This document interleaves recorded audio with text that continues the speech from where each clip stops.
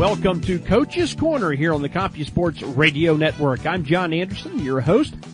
And today we're going to be looking at the other side of the football today. That is the defensive side of the ball. We have a defensive coordinator from Verona Area High School in Verona, Wisconsin. And for those of you who don't know where Verona is a suburb of the capital city of Madison, Wisconsin. Scott Cramer from Verona Area High School will be our guest today here on Coach's Corner. We'll be talking with Coach Cramer about an article that he's written here not long ago concerning concepts for defending the option. That's going to be our topic of conversation today. So stay with us. We're going to be talking with Coach Cramer right after this.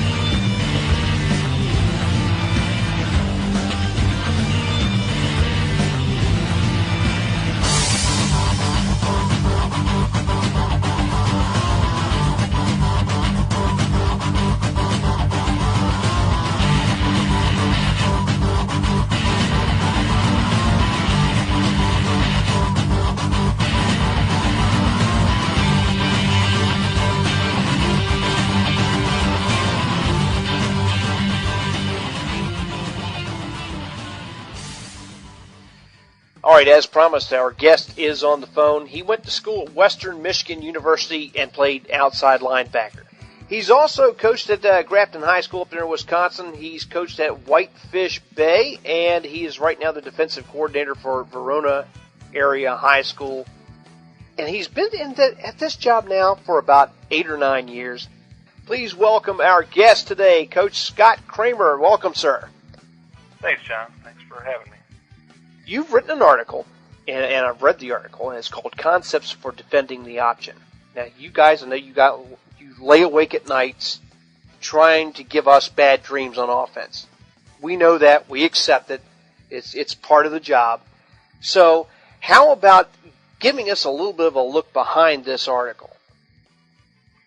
Well, as with defending any scheme or play series, I don't think you can go into every game with a definitive plan and knowing that each call you make is going to work. So we really try to look at a couple different concepts and evaluate those early in our game planning and try to break down the opponent that way and then look at our call series in a manner that we think is going to fit best for us. So we really talk about as I mentioned in the article about defending the option from inside out, kind of taking away the shortest threat from the line of scrimmage to the goal line. And there's a dive back, so we want to defend that first and then kind of defend from inside out. And we don't assign a particular man to each phase of the option. We try to overlap phases of the option, so we really have 2 players on each phase of the option, again, defending from inside out. So that's really how we start, and then we go from there in our planning, trying to give the offense a couple different looks and give the quarterback a couple different reads and make things difficult on them. We're talking about down the line option, traditional option, as well as the zone read.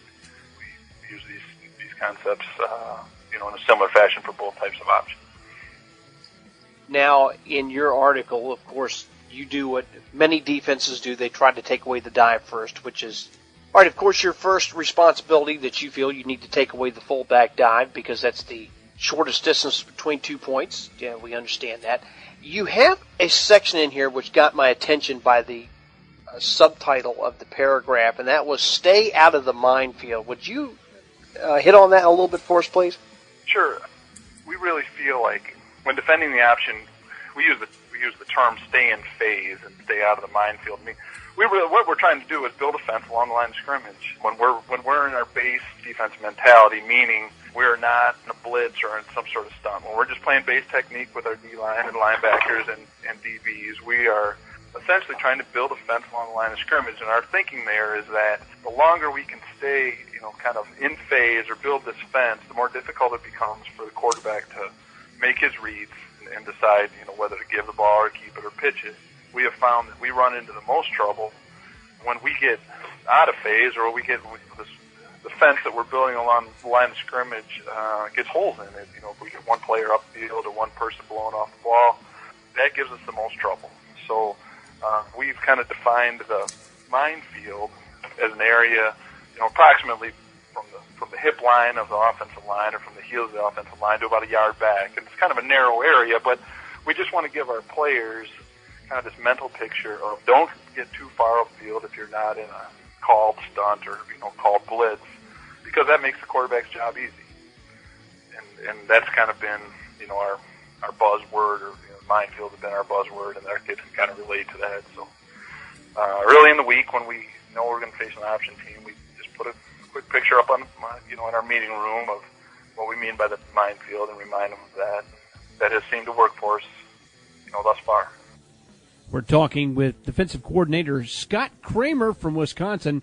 You're listening to Coach's Corner on the CompuSports Radio Network. More after this.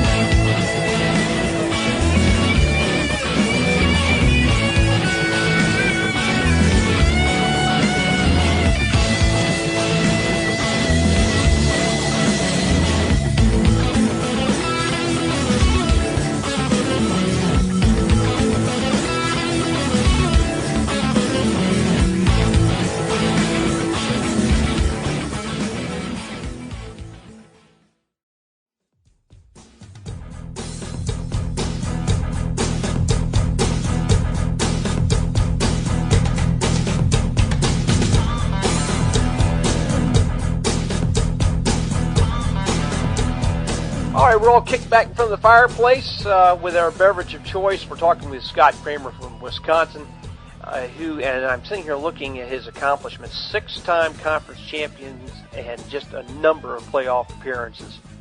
Coach, tell us, you mentioned a little bit earlier, you were talking about overlapping of responsibilities and getting a number of people to different phases of the option. Do you want to expand upon that for us? Sure. I think it's typical for, at least high school defense or some high school defenses I've been exposed to really assign a person per phase of the option. So folks may put an inside linebacker on the dive, an outside linebacker, defensive end on the quarterback and the safety or corner, someone in the perimeter on the pitch back. And, we went about that. We tried that early on, kind of in my tenure at Verona. And quite truthfully, we ran into a team in the quarterfinals a few years back that really gave us fits. We were using that philosophy, and it gave us fits. So we kind of went back and looked at things and tried to determine what would be the best way for us to alleviate our problems that we were having against the option game. And one thing we realized is that we needed to make sure we had 2 people on each phase of the option. Well, unless you're playing with about 18 guys, it's pretty difficult to assign 2 people to each phase of the option on each side of the ball. So what we've tried to do is overlap phases of the option. So if I'm in our scheme, our defensive end or outside linebacker accounts for what we say the outside half of the quarterback and the inside half of the pitch. So using that minefield philosophy that I spoke of before, we stay at or near the line of scrimmage as the quarterback approaches and stay about an arm's length away from his outside shoulder so that if he decides to keep it and turn up inside, we can turn inside and make that play. And by the same token, if he decides to pitch it, we can open with our outside foot and run down the line of scrimmage and run to the inside shoulder of the pitch while we're getting support from the, in our defense, we use a person from the secondary, either a corner or a safety, to get to the outside half the pitch. So that's just an example of what we mean by overlapping phases of the option. We end up, really what it comes down to is we end up trying to put 4 people on the 3 phases of the option. And that doesn't kind of exclude our interior defensive linemen from that responsibility. We ask them to hold the point on the option, not get veer blocked or down blocked to shorten that edge. Their responsibility is to hold the point for us, and we figure that's enough to ask those guys. And then we ask for really our perimeter people to account for this overlapping that I'm talking about. Now, in the phase of teaching this overlapping technique, do you teach your ends to slow play the quarterback? Yeah, exactly. I mean, that's, some people use the word slow play, some people use the word feather the option.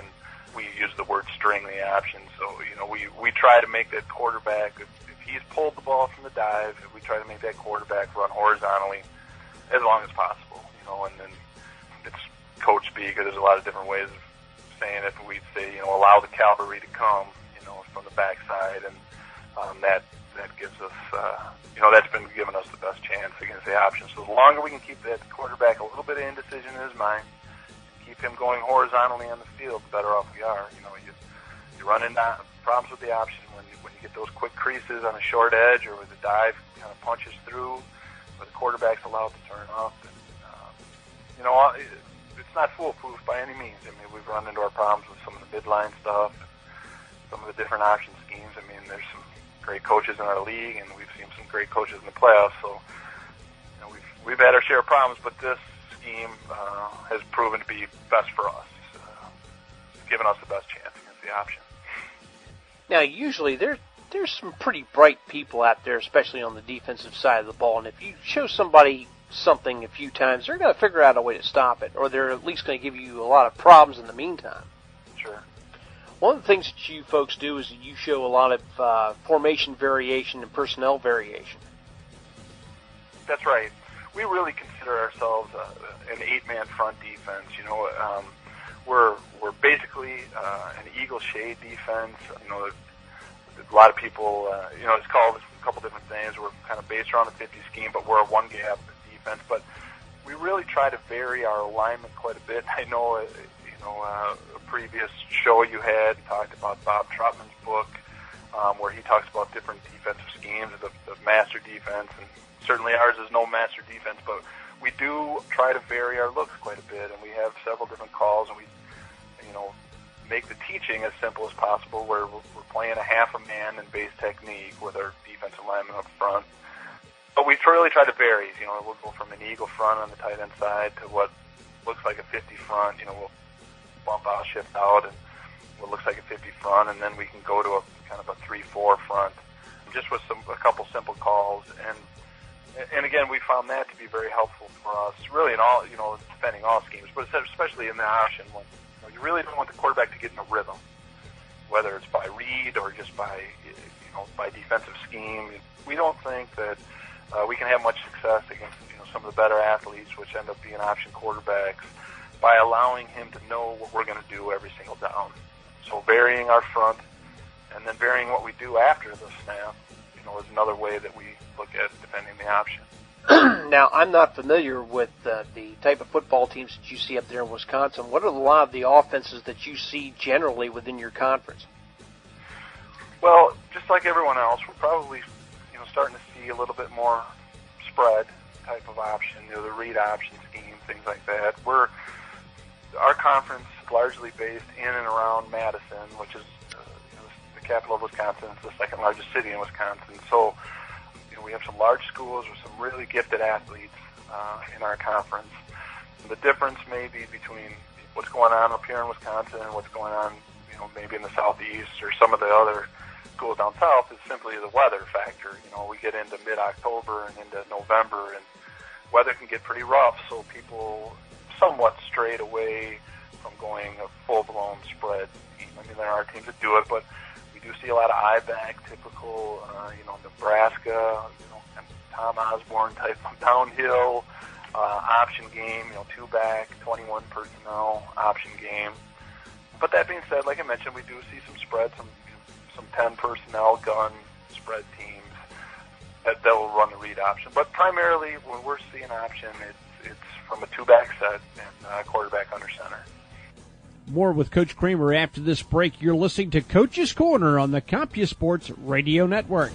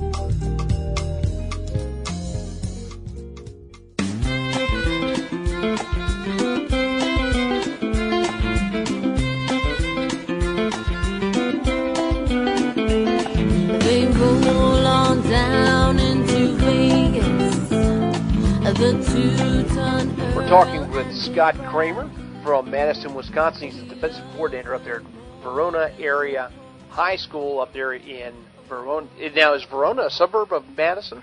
It is. In fact, we have kids that live, in Madison proper that come to Verona High School. So, I mean, it's virtually connected to Madison. So, yeah. You were talking earlier about disrupting the quarterback's rhythm, and I see there's a number of ways in which you do that.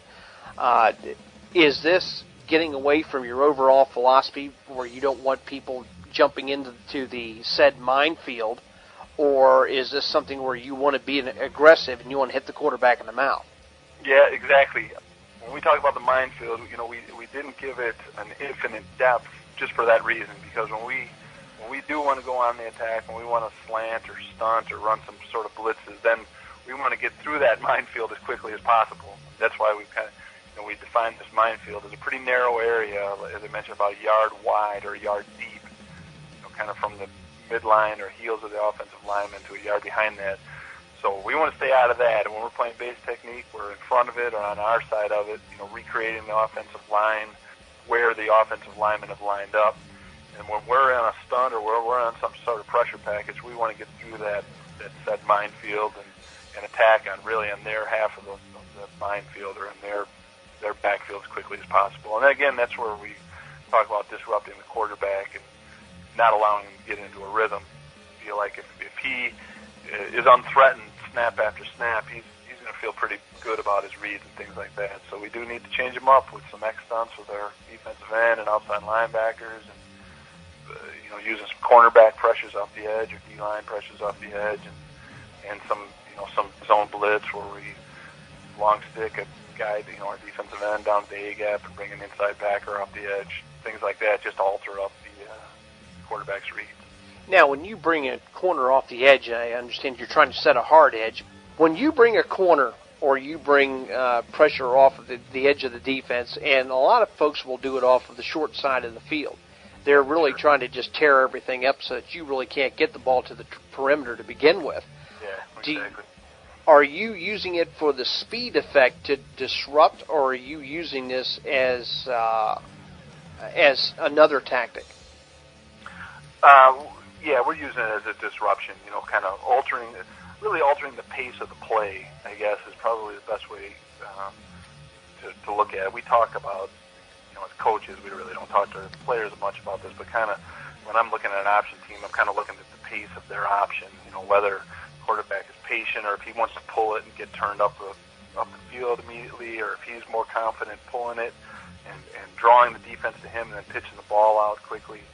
So I really truly believe that every quarterback option team has a pace that they're most comfortable with, and whether that's a really fast pace where they're trying to attack the A through C gaps with a dive or with a midline quarterback, or if it's a little bit slower where they're trying to get the quarterback around the edge, or where it's just a different, either a very fast pace or a slow down pace where they're getting the ball to the perimeter with the pitchback. So in looking at that pace, we'll try to look at how our cornerback or how our secondary can be most useful in disrupting that pace, and oftentimes putting a corner on the pitch in a real immediate fashion is helpful to disrupt the pace of the offense.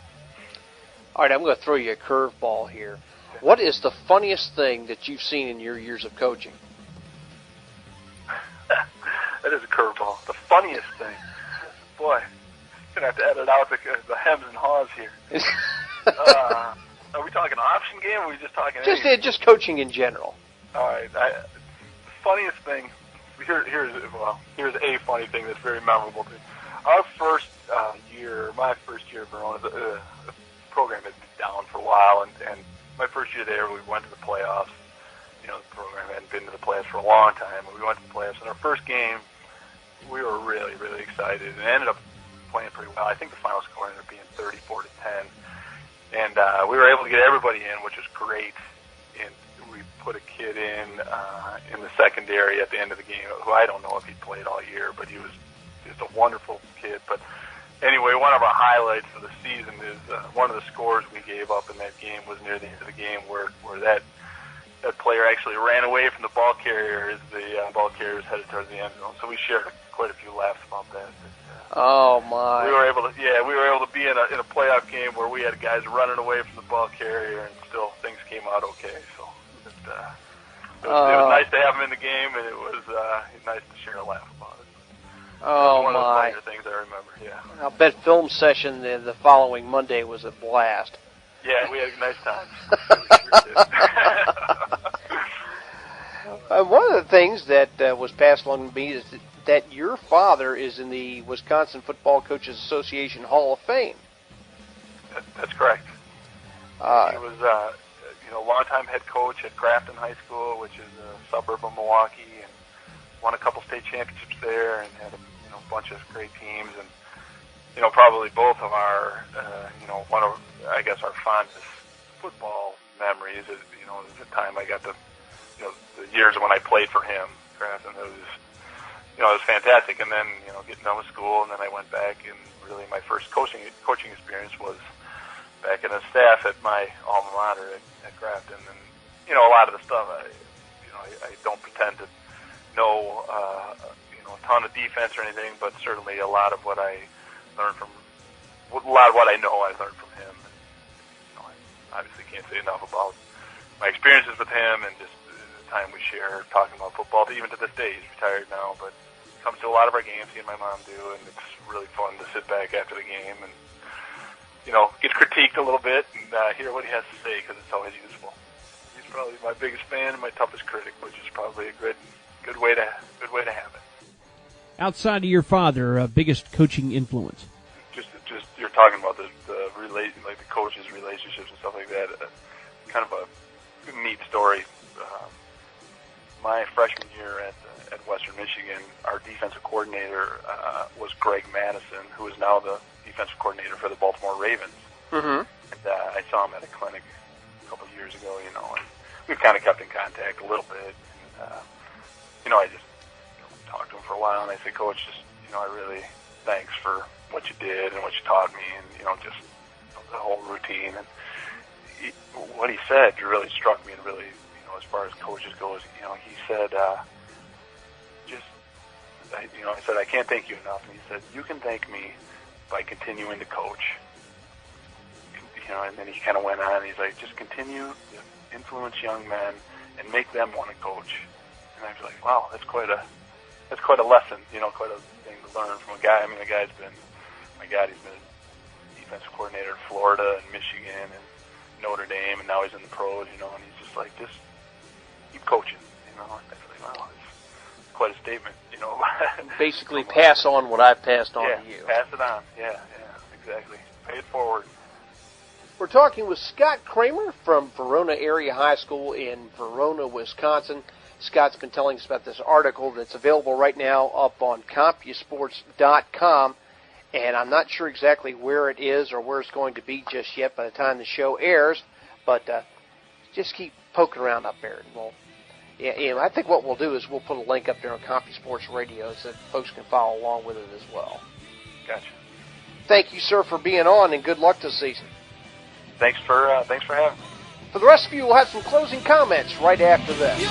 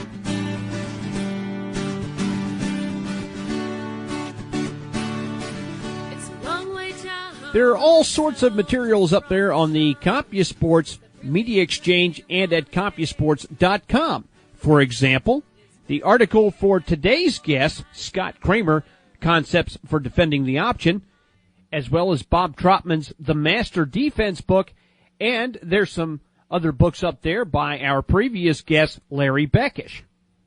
Up to and including his book, The Trap Option, 40 plus 60 equals Option, as well as books by Jerry Campbell. If you have material out there, and you've got up there on the CompuSports Media Exchange, and you'd like to talk, hey, drop me an email, John at CompuSportsRadio.com, and let's talk some football.